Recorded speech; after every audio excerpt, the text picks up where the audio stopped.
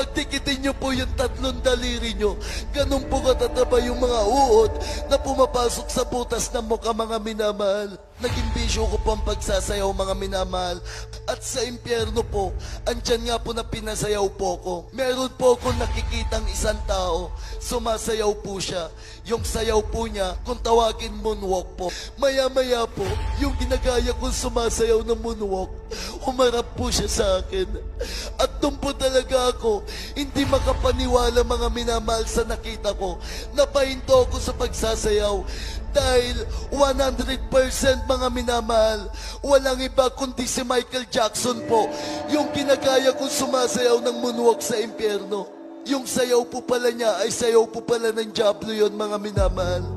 Dahil nga po sa napahinto ako sumayaw, andyan po ulit ang walang tigil na pagparusa sa akin ng Diablo. At sa galit po talaga ng Diablo, mga minamahal, andyan po na itinulak po ako. Napunta po ako dun sa asopre na kumukulong. Nilulubog po ako dun, mga minamahal. Ngunit nagpupuri, nagpapasalamat ako sa ating pinakamamahal na Panginoon. Dahil nung araw na yon, mga minamahal, na nasa impyerno ako, pinaisip ng ating pinakamamahal na Panginoong Jesus sa mama ko na kunin po yung picture ko at ipalehan sa ating minamahal ginagalang na mahal na pastor. Instant po, naguminawa ang pakiramdam ko na walang init at sakit na nararamdaman ko. At nakita ko po, yung umahawak sa mga paa ko, dalawang Diablo po. Hinihila nila ako pabalik sa impyerno.